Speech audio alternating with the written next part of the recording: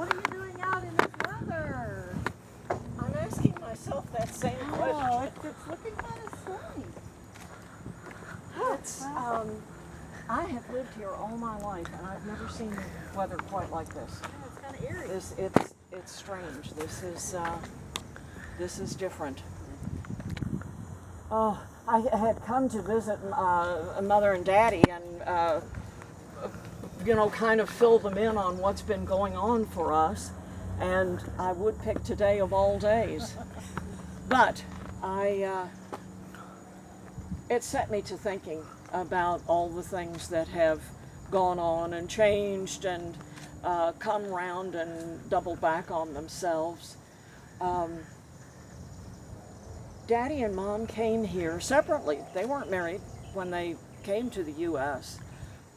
Each one of them had come from Germany and managed to wind up all the way here in the Midwest. And Daddy, a tailor, he was already a tradesman, a tailor, and he set up his shop at the 1860 census. He was so proud of that. He's already in the census in New Albany and had his shop in 1860. And in 62, he and Mother took time out to go get married. They went up to Ohio and got married, came back, established here in New Albany. And in 1866, after the war was over, he still had that same shop in that same location. So all through the war, he had grown his business. The gentleman wanted tailoring from Mr. Hieb.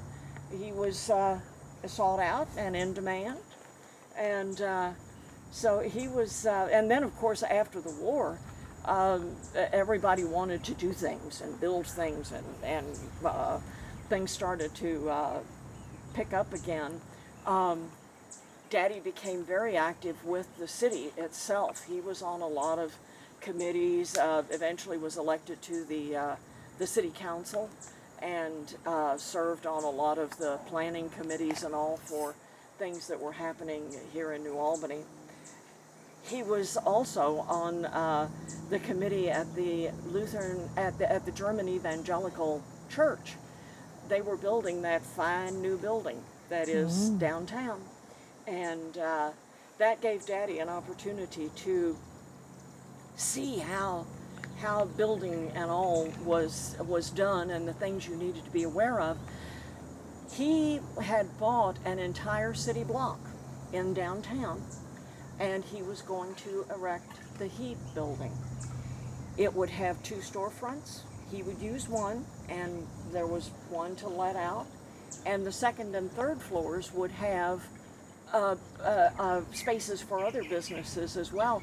It didn't take very long. Mr. Heimberger, the photographer, he announced that he would be closing his studio on State Street and relocating in the Hieb building. And he would have the very finest studio and properties and so on for photography in the city of New Albany. Many more, of course, came and stayed in that building. When Daddy first built it, he had put a display window in each of the storefronts, and they had to be made out of small glass panes, because at that time all of the plate glass had to be imported from Europe. The very best came from France, and as you can imagine, it was extremely expensive. So Daddy had to use the small panes of glass. But there was Captain Ford here in New Albany. He owned the Star Glass Works. And there were a lot of glass works in southern Indiana when the natural gas deposits were found, because you had enough fuel to generate the temperatures to vitrify the sand mixture. Captain Ford had the Star Glass Works, and he made those beautiful blue glass jars, still so prized even as the years have gone along. And Mr. Ford thought there was no reason that plate glass could not be manufactured in the United States. And there was no reason that it should not be manufactured right here in New Albany, Indiana. He went to France and toured the various glassworks factories there. And when he came back, he brought enough craftsmen to have a good working team of men who knew how to make plate glass. He also brought about $100,000 worth of equipment to use to make plate glass. They added on at the Star Glass Works, and almost immediately there was a catastrophe because they had a big fire there. But it was the older part of the glassworks, and the all of his equipment that he had just brought back was safe. And he had also established a bottle making factory that was all right. They had to make some of the glass as experiments, just to see how the sand here would react, and the temperature and the climate and so on. Just one part of it, if you cool it too fast, it will shatter. And if you don't cool it fast enough, it gets icky looking. And that's just one part of it. I mean, all these steps that have to go together. So they were making experimental batches of glass. And Daddy went down and said, Captain, I think that I should have plate glass windows in the showrooms. And Captain Ford said, I think you should, Mr. Hieb. 3 feet by 5 feet. And they were the very first commercially viable plate glass pieces made in these United States. And they were made right here in New Albany, Indiana. And they went into the Hieb building, which my father had built. That's something that he always liked to tell, that story. And a few years later, he added another display window. And he went back to Captain Ford and he said, I need another 3 by 5 piece of glass. Mr. Ford said, of course. Daddy paid the card rate for that piece of glass, which was $40. Now, at the time that he had bought the first 2 pieces, there was this fledgling industry. There were some tariffs established to kind of protect it and nurture it going along. Oh my goodness, we can't do that. That's it. Got to let the free market set the prices and determine what's going to happen, because you'll kill the industry of bourning. So it was about 15 years later that Daddy went back, and $40 was half the price that he had paid for each of the original plate glass windows that he bought. So that industry was doing just fine. As the time went along, he was more and more involved in city matters and chairmanships of various committees and all for the city. You can imagine the thunderclap that hit New Albany when Mr. Hieb had to apply for protection in bankruptcy. Mr. Ford had already been through it. His cousin, Washington C. DePaul, had bought him out, and Mr. Ford followed his son up to Pittsburgh, Pennsylvania, where his son had established a glass works. And the Pittsburgh Plate Glass Works did very well up there. Eventually they moved to Detroit and still do very well. So when Daddy had to do the bankruptcy work, he lost his tailoring business, but he was able to keep his properties.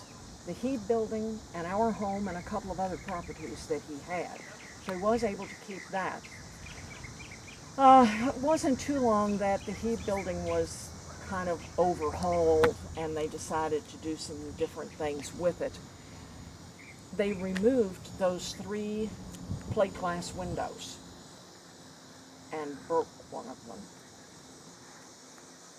So the other two, if they had been treated carefully to begin with, they were practically wrapped in goose down feathers after that, because it was important to preserve those windows. And they were stored right there in the building, so they didn't have to be transported anyplace. We went along. Daddy, he continued in civic matters and continued to have interest in the government, and he was sought out for his advice in spite of his bad luck with business. He was up in Indianapolis at a meeting for the mayor and a couple of the other councilmen, and he said he had a pain and he was going to have to go home.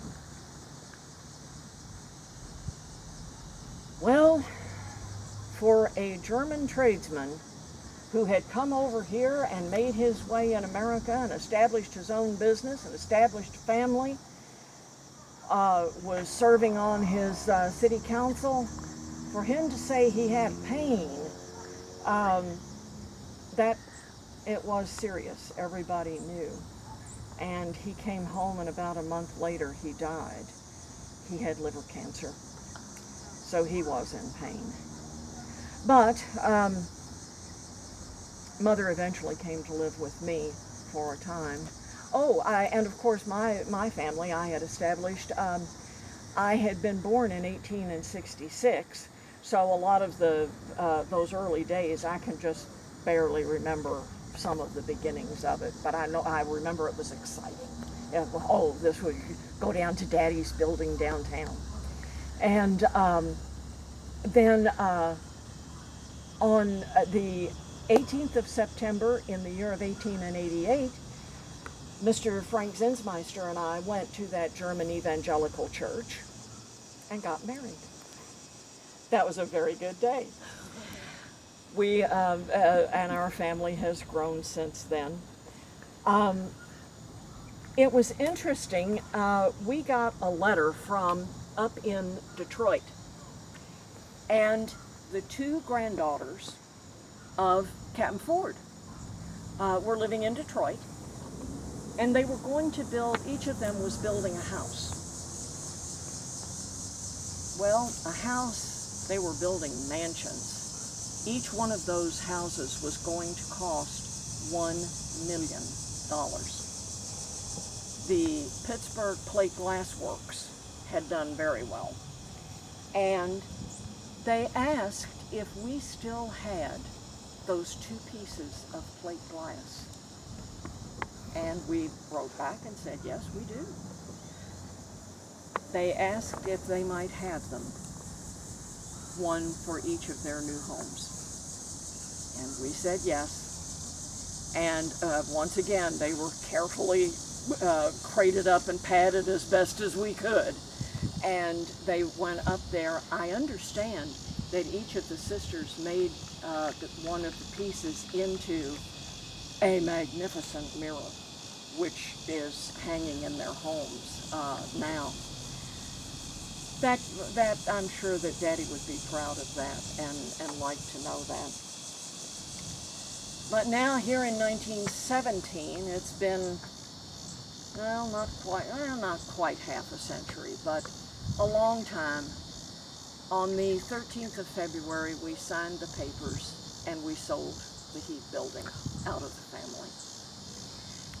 It was a good decision, it was necessary, but I wanted to come over and talk with Mom and Daddy and just say, you know, this is all right, we're doing all right, and we had to do this. And here it is, the 23rd of March, before I was able to get over here, and I don't know what this weather's going to do.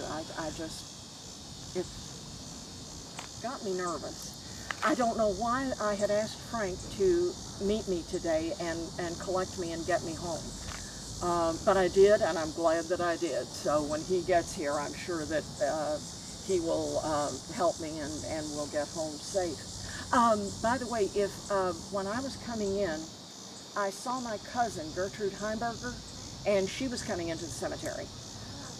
I have not seen her now. If you run into her, tell her to come on over. Frank will see both of us get home safe, and so ask her to come on and stop over here.